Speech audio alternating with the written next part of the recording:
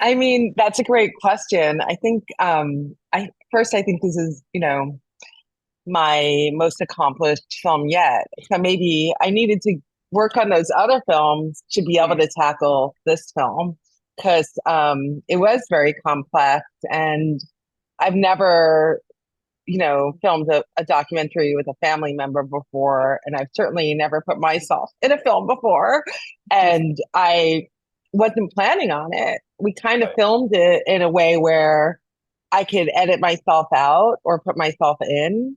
Hmm. And it was actually, and I was like reticent. And then my team was like, no, you have to be in it. And instinctually, I felt that way because she was just Mm, relating to me in such a powerful manner that I became a character in the film. But how it came about was we kind of moved in with her during COVID and we're mm. taking care of her. And everything, she was so prolific in everything she said that I took out my iPhone and I was recording her. And I have this great footage of that. And then finally I got the nerve up to ask if we could do the documentary. And I think she was 93 and she wanted to tell her story.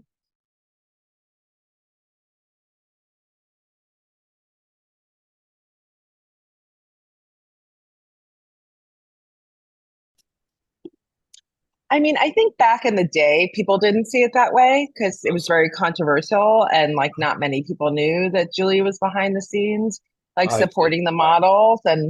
But I mean, personally, before I even met Julie, in 1988, I knew about Sports Illustrated. I couldn't wait to watch, to look Hmm. at those issues. I'm a straight cis woman, and like it was just it the beauty of the bathing suits, the location, the scenery, the glamour. I think it's always attracted women as well, and the film we talk about it's the male gaze who kind of made it into this sexual thing. I don't think many women that I've spoken to have done that. And I think it's attributed to Julie's artistry.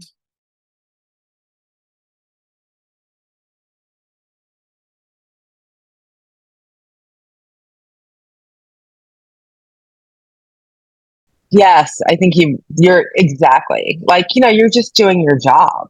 Mm, And, she was tasked with, it's the 1960s. She's a fashion editor. That's her dream. She went to college, she got her master's in it. She's hired at Sports Illustrated to be the fashion editor. Like, what do you wear to a football game? Ice skating outfits, all of this type of fashion. And then, Andre Laguerre, who's this dashing French managing editor, realized there were no customers in January and February because there were no big sporting events. He decides to put a woman in a bathing suit on the cover of the magazine. It got some action. He didn't really love what he did, but he had his eye on Julie. Puts her mm, in this job, but Julie instinctually says, "Okay, I'm a fashion editor, but this is a sports magazine. I want to get healthy women, healthy mm. bodies. I want to." She's a woman. She's not into objectifying these ladies. So Right. yeah, she was just working. She was not. She did not know she was paving the way, and she was a very humble person.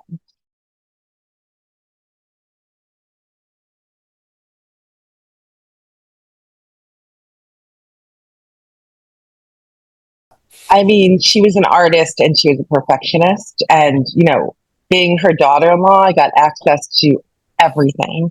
Mm, So I found detailed notebooks, notes, sketches. She would think, first, she had the budget back then to go mm. on month-long scouting trips because she Right. made so much money for the magazine. So first she would go to like South Africa, scout it out, Hmm. find, the best guide, find, and she also like was very particular about her photographers. She worked with sports photographers.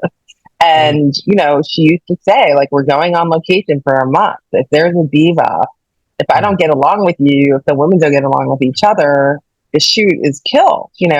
Right. So she planned this. It's like as a filmmaker, the way we plan films, like it's research, It's hiring the right collaborators and models and photographers. It's finding the right location. It's finding the right location scout. And, that's why her photos are so luscious. They don't really have those budgets today to do that pre-scout. And I'm not sure to even go to, some of the far places of the earth that Julie was able to go to.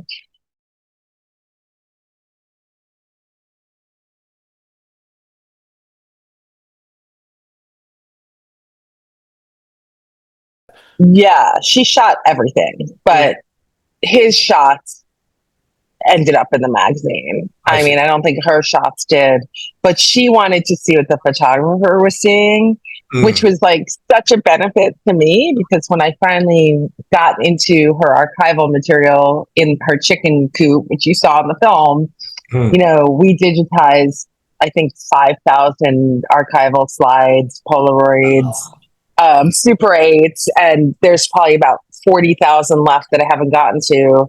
And what was great is, because Julie took these photos, they were a little bit imperfect, so we had the rights to use them. Like, the first thing we did is went to our IP lawyer and said, what can we use? Like, I didn't want to, this film is so photograph loaded. I didn't want to get to the end of a year edit and learn I couldn't use some of these photos. So I was so happy when I learned I could use Julie's photos, and the photographer photos had a certain number, and we're like, she had those too, and hers didn't. So I knew the difference, and you could kind of tell in style, but her photos were just as cool.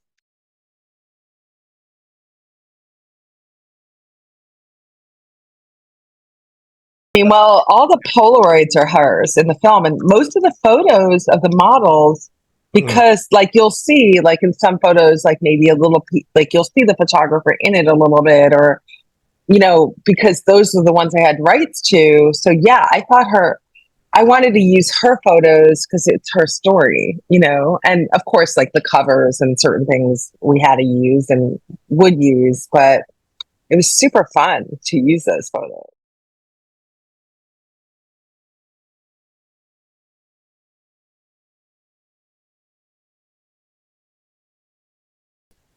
I do think so. I think why that's in the film is just to show like the hard work and dedication she put in to build her eye and her career.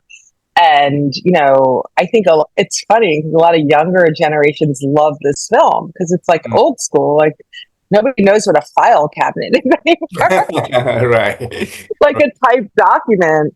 But yeah, that's how Julie was. She did the research. She put the intense work in. And what's funny about Glamour magazine, a little fun fact is, when I was, her boss there was Betty Downey. And when I was researching who Betty Downey was, it turns out that was Robert Downey Jr.'s grandmother.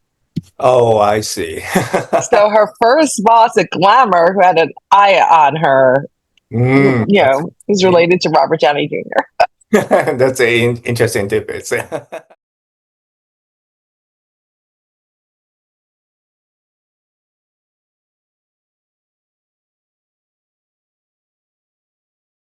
Yeah, I mean, she had it's crazy. Like kathyirland, she discovered, when she was 18, right from high school, and they were lifelong friends.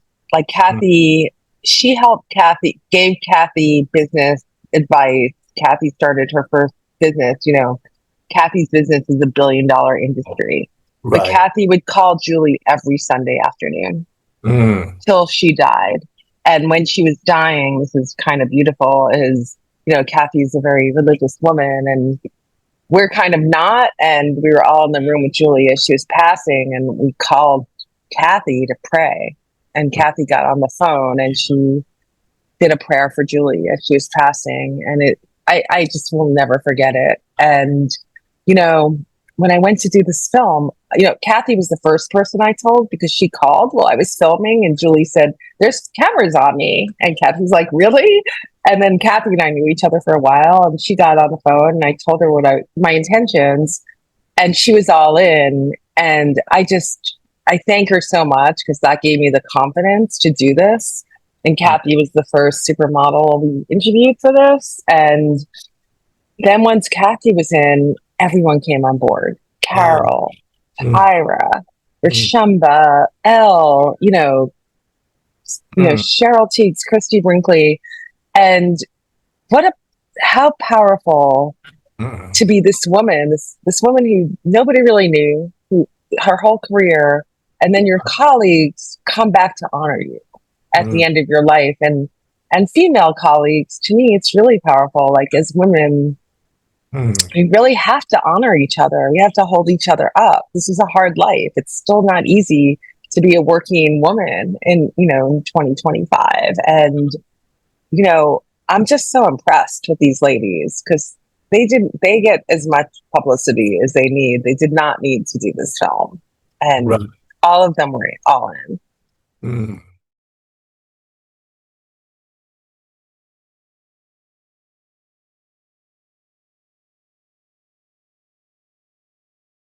Yeah, no, I think it was tiring and it was depressing, because she was working really hard, and in her mind, she wasn't objectifying women. She was working with professionals who were there because they wanted to be there and were doing their job. And like, you could see when she gets those questions from the press about that, she rolls her eyes. She's like tired. And even doing this film, like, I've walked in her shoes, and there's certain people that will be like, "What's your film about?" And I'm like, "Oh, it's Jule Campbell, the founding editor of the Sports Illustrated Swimsuit issue." And I see like this eye roll or glaze, and right away I have to be like, no, this is not just a film about women in bikinis. I'm a woman. That's not the film I would make. So I kind of get what she went through, and it was a sign of the times, and I wish that she experienced more modern times.